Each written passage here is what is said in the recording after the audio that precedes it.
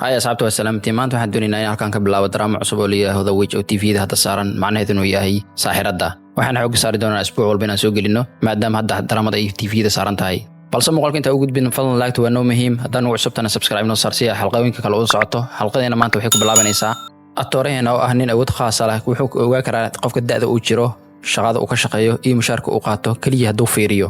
ayuuna waxaas oo dhan ku ogaan karaa wuxuuna ka shaqeeyaa khasiinaha oo lagu dheelo khamaarka iyo waxyaabahaas ninka magaciisana waxa la Lee Donji shaqadiisuna waa xog aruurinta macaamiisha wuxuuna kala saaraa qofka faa'iidada uu jirto khasiinada iyo qofka kale maanta waxaan arkaynaa inuu isha ku hayo nin ookiyaal wato ninkaana dhammaan khamaarkii uu luminaya oo khasiinaha ayaa ugu guuleysanay isla markaas Lee Donji ayaa kabaliyad wuxuu ku amrayaa inay goobta ka wado kadibna ay geyso maqaayada waxaan la siinayaa kaar oo VIP ah si ninka liida loogu dhiso kadibna uu soo laabto khamaarka inuu sii dheelo lacagtan sida looga goro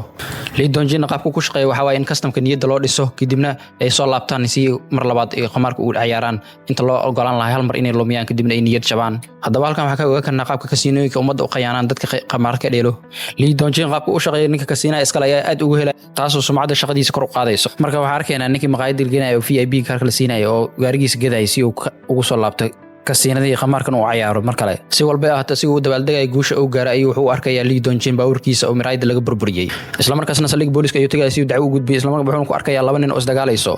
kadib markii labada nin la kala qabto ayuu wuxuu u sheegayaa labadooda inay walaalo yihiin isla markaas ayaa waxay soo galaysaa naag oo wadato ay cad booliska ayuu u sheegaysaa inay labadooda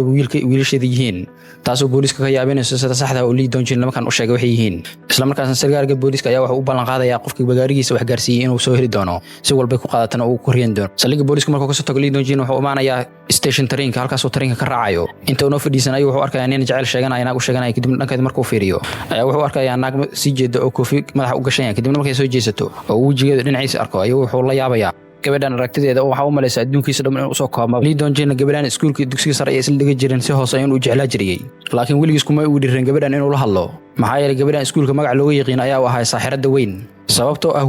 wiil walba oo u dhawaaday gabadhan ama la sheekaysto uu dhiman jiray ama dhibaato ayaa ku dhici jirtay taasoo gabadhan nolosheeda ka dhigtay kaligeed oo cidna u soo dhawaamayso maalmaha kamid ah wiil jeclaa oo sheekada laga sheegay aaminsaneen ayaa wuxuu soo qaadayaa dalad ayadoo roob da'ayo kadibna gurigeeda ayuu u wadayaa inta ay niyadeeda qaboweyn isla markuu ka soo laabto ayaa waxa ku dhacaysay dhibraqkii wiilkii halka ayuuna ku geeriyoonayaa xilliga duutiisa waxaan arkaynaa Bagman John oo meel geesa kaligeed istaagsan iskana oynayso markaan dhowr wiil ayaa maraysaa tirada wiilasha wax u gaareen iyada darteed iskuulka dhanna shaqadaas ayaa la isla dhex marayaa laakiin wax walba ay ardayda ka sheegaan Lee Donji marnaba ka aamineen waxaasi oo wuxuu ku fasirayay wax dhici rabay laakiin iyada ay wax qalad ay ku leeyihiin xantin iskuulka aad ay ugu faafaysaa halkaas taasoo ka dhigayso Bagman John kaligeed inay noolaato hatta waqtiyada ardayda lagu talagalay inay wax la diyaariyaan iyada kaligeed ay meel iska fadhiisi jirtay maalin Lee Donji oo sawir asxaabtiisa ka qaaday ayaa wuxuu arkayaa gabadhii oo meesha fadhido kadibna sawir badan ayuu ka qaadanayaa jaaniska uu ka faa'iideysanaya isla markaas ayaa wiil dhaawacmay isla markaas waxaan la arkayaa iyadoo isbitaalka loo sii cararayo halka Bagman John ay markay aragto wiilkaas ay aad u naxayso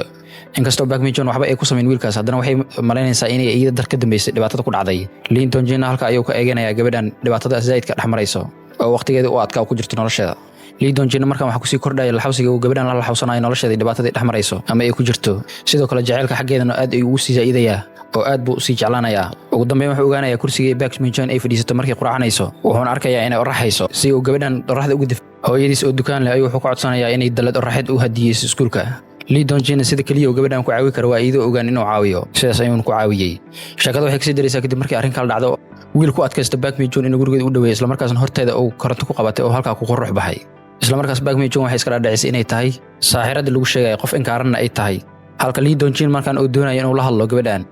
halka Bagman John ay arkayso kursiga ku fadhiisanaysa erayada qalafsan ee lagu qoray kadibna waxay go'aansanaysaa iskuulka inay iska tagto wayna iska tagaysaa waqti xaadirkan Lee Donji xasuustaas xanuunka badan ayuu galay insha Allah toon sababtoo uu la hadli waayay gabadhan waqtiyadaas Lee Donji markaan wuxuu go'aansan inuu fursadan ka faa'iideysto maadaama fursadii hore uu iska khasaariyay una daba kacaya gabadhan asiga uu jirsanayay isla talaabooyinka uu jirsan jiray waqtiga iskuulka dhigan jirtay erayadii waqtigaas oo niyada ku hayay inuu ku dhahnay ilaa hadda niyadiisa ay ku jiraan wuxuuna arkayaa ugu dambeyn Lee Donji oo meel fadhiisato kadibna mukulaal qudinayso lana hadlayso bisada iyadoo nafsadeeda waxyaabo xun ka sheegayso halkaas ay qalbigiisa aad ugu jabaya wuxuuna rajaynayaa hadii goobta ay diganta ay ka wareegsan lahayd marka la wareegsan lahayd inay dhibaatadan ka yaraan lahayd laakiin gabadhan waxay iska dhaadhicisay waxyaabaha la sheegay inay run yihiinba Lee Donji gabadhan la hadli maayo la gurigeeda ka tagtan uu daba raacayaa maalintii xigtay Lee Donji wuxuu ogaanayaa war ka naxiyay wuxuuna arkayaa video sheegay cadeynayo wiilkii shalay murmayeen isla markii ay ka tagtay inuu meesha ku dhacay wadnaha laga qabtay arrinkaano Lee Donji markaan damac kale ku abuurnay shaki kale maadaama wiligiis uu aaminsanayo waxyaabaha gabadhan laga sheegay inay yihiin wax feelsa maadaama uu dib u xasuusto arrimihii waxyaabihii xumaa ee ka dhacay iskuulka. Lee Dong-jin oo markaan weerarsan wax sidii xaaladdu tahay ayaa saaxiibkiis wacay kadibna uu sheekeynay arrinta. Kadibna saaxiibkiis ayaa wuxuu u sheegayaa wax walba oo dhacay inay leeyihiin wax si loo raaco, wax walbana ay xal leeyihiin xalkeedana la raadiyo. Ayna waajib ku tahay inuu raadiyo xalkii loo heli lahaa gabadhan si inkaartan haysato ay u wareejiyaan. Kadibna Janice uu helo maadaama uu jecel yahay gabadhan. Park Mi-chun waxay ogaatay sababta wiil walba oo ida dhankeeda soo aado uu halka uu tagay in ay tahay erayga waa ka helay oo waa ka helay wiilka ku yiraahdo waa ku daayay. Sidoo kale waa ka helay ninka ku yiraahdo wadkiisa galay. Eray kale oo yar soo shukaansiya ninka ku dhahana dhibaato kale ayaa gaaraysa iyadana. Gabadhan yaraanteeda maadaama ay aad u qarxneed wiil badan ayaa weerar ku soo qaaday oo ka helay dhammaantoodna dhibaatooyin ay ku dhacay nasiib xumo iyo dhibaatooyin dhaawac gaaray. oo gabadhan ka helada ku tira waxa laga yaabaa inay ceel ku dhacdo amba baawur u dardaro hadda ka hor maalmaha kamid ay waxay ka heshay wiil iskuulka la dhigto laakiin intay uu sheegin inay ka heshay isla markiiba wiilkii abuur ayuu afka keenay oo halka ay ku dhacay waraanay nafteeda xataa waan fahmi lahaa gabadhan ma jinni baa jeclaaday qofkii soo aadabad dilayay isla markaas markay dadku soo kala carareen si waawayaan wax ku dhacay inuu sheegto been ay u sheegaysaa oo waxay ku leedahay ninkan qalal ayuu qabay maadaama waxyaabaha agteeda ka dhacay ama sababteeda u dhacay wax loo adkaysan karo inay ahayn niyadeedu waxay ku dhisan jirtay inay yihiin wax iska dhici rabay kadib markii galaas cusub ay ku soo bartay iskuulka maadaama gabadhan muuqaalkeeda aad u qurxoonaa waxay noqotay dhammaan dhalinyarada dham inay ku wada rayoodaan sidee ku hanaan lahayn markaas ayaa wiil ardayda kamid ah wuxuu u keenayaa box caana ah meesha ayuu soo saaraya aad ayay ugu xumaanaysaa arrinkan maalinta xigta iskuulka markay ku soo laabato sheeko la yaab leh ay arkaysaa maxaa yeelay dhammaan wiilasha reeshin ee cuneen ay ku soo weeyeen halka gabdhaha ay waxba ka dhib sida daradeed ay gabdhaha waxay ku eedeynayaan iyada inay ka dambeysay arrinka ku dhacay wiilasha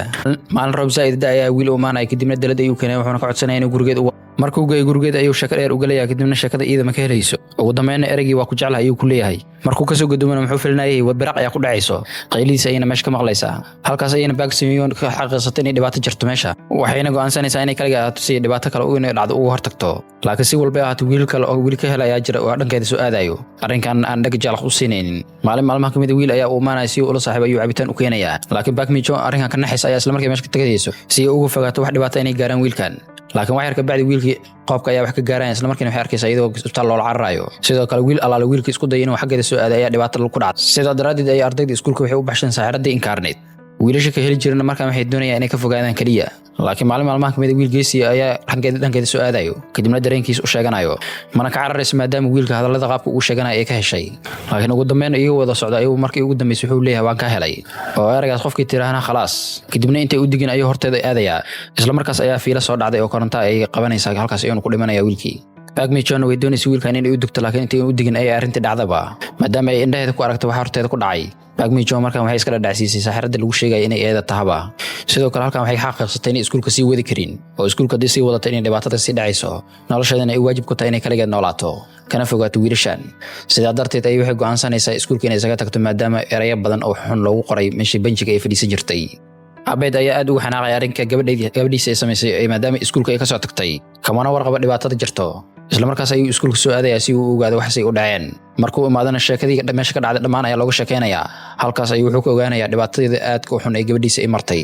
Park Mi-chun markaa waxay marinaysaa gurigeeda iska joogto inay dhibaatada ka harayso laakiin sheekadii ayaa waxay ugu daba timid xaafadii ayaa la isla dhex marayaa wax meesha ka dhacay iyo gabadhan inay saaxiirad tahay kadibna dadkii tuulada dhammaan dhaadhaan walba iyo axmaq walba oo kamid ah ayaa imaanaya oo nasiib xumo hayso kadibna wuxuu leeyahay nasiib xumada iyada ayaa ii sababtay arrinkaas oo abeed aad ugu xanaajinayo kadibna uu ku qeylinayo lana dagaalayo odayaashii tuulada abeedna markaan wuxuu go'aansanaya inay meeshaas ka tagaan kadibna ay si wal iska aadaan si ay gabadhiisa nolol fiican halkaas ugu gasho si walba ay ahaato maalmaha kamid iyadoo abeed caawinayso ayaa maslugta ka qaniinaya markay indhaha kala qaaday soo naxdana waxay arkaysaa dhaawaceeda oo la habeeyay laakiin bedelkeeda abeed oo dhulka yaalo maadaama abeed sunta uu ka dhuuqay suntii ay jirkiisa ku faaftay sidaa darteed asiga ay saameysay Park Mi-chun isla markaas waxay bilaabanaysaa inay qayliso si ay caawin u raadsato kadibna abeed ayaa aamusinayo maadaama uu ka cabsanayo inay dhibaato kale kasii gaarto gabadhan laguna timaado saaxiirad oo abeed xataa ka fakan waayay isla markaasna asigoo si dhamar raba ayuu wuxuu ku leeyahay erayo macaan oo niyadeeda qaboojinayo isla markuu geeriyoodana dhammaan dadkii xaafadda deganaa ayaa soo cararayaan arkayaan arrinta meesha ka dhacday markii arkeen duqa inuu dhintana dhammaan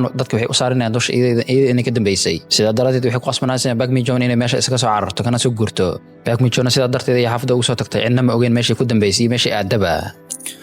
haddaba xalqadeena koowaad halkan ayay noogu egyihiin si ay ula socoto xalqadaha kale fadlan iska hubi channelka inuu subscribe ku saaran yahay gambareelkana ku furan yahay waa inuu qaybaha kale oo aad u xiiso badan